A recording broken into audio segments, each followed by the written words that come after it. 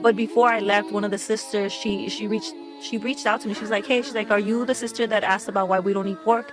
And I said, yes, it was me. And so she explained it in detail to me as to why we don't eat pork.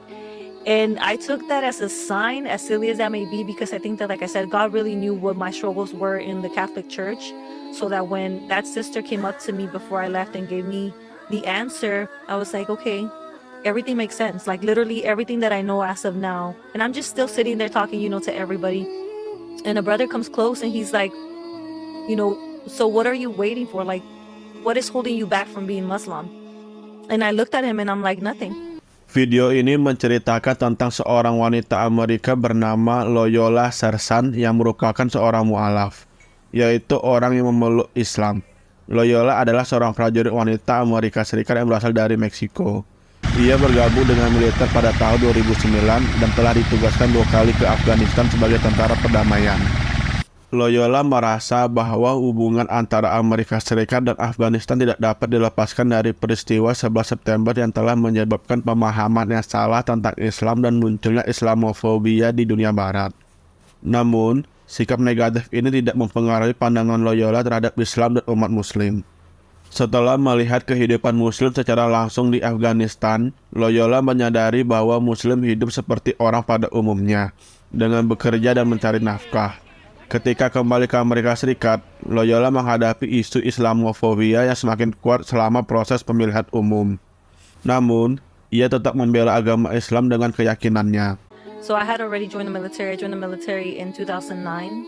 And then I started looking into Islam in 2015. Now, I have been deployed twice to Afghanistan, so I had already met Muslims at that time that were from Afghanistan. Very nice people. It kind of really changed my perspective on what Islam and Muslims really were.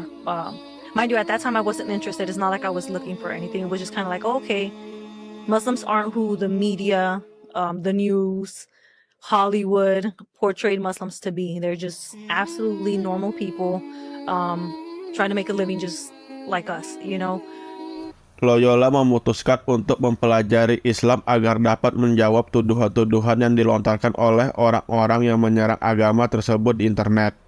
Ia mencari informasi di Al-Quran dan mengunjungi masjid di Nebraska untuk mendapatkan pemahaman yang lebih baik tentang agama ini. Loyola mendapat jawaban yang masuk akal dan ilmiah dari imam masjid dan juga seorang muslimah yang menjelaskan alasan larangan memakan daging babi dalam Islam. Hal ini membuatnya tercengang dan menguatkan keyakinannya bahwa Islam adalah agama yang menyempurnakan agama sebelumnya yang ia anut.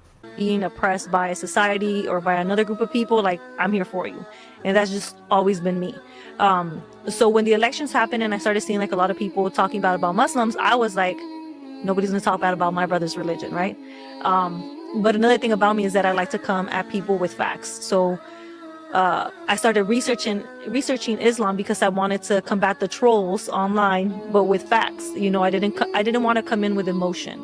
I wanted to come in with the facts, so I started looking into the Quran. I started reading.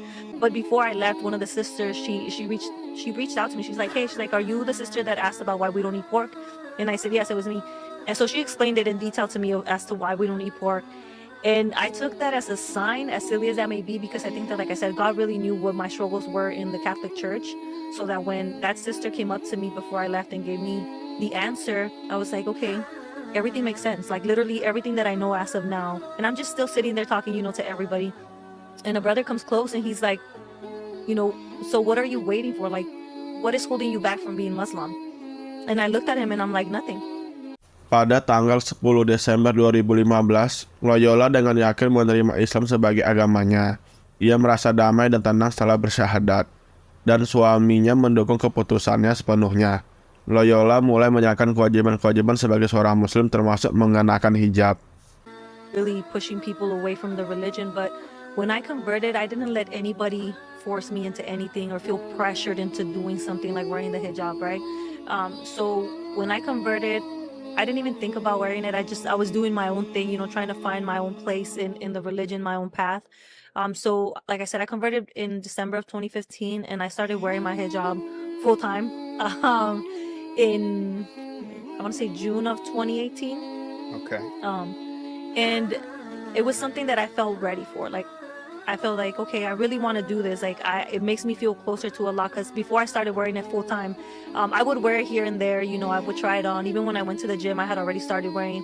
Meskipun memiliki perbedaan agama dengan suaminya, Loyola tidak merasa perlu bercerai karena suaminya mendukung keislamannya dan anak-anak mereka juga mengikuti jejaknya dalam memeluk agama Islam. Loyola memiliki pandangan bahwa dalam kasus ini, perceraian tidak diperlukan jika suami mendukung agama istrinya.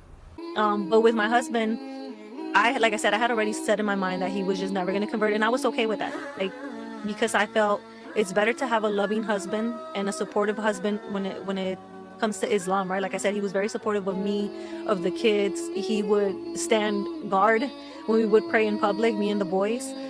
So I was more than happy with the supportive Catholic husband that I had, that it didn't bother me. Like, I never felt like Islam came to break families up. Like, that doesn't make sense to me.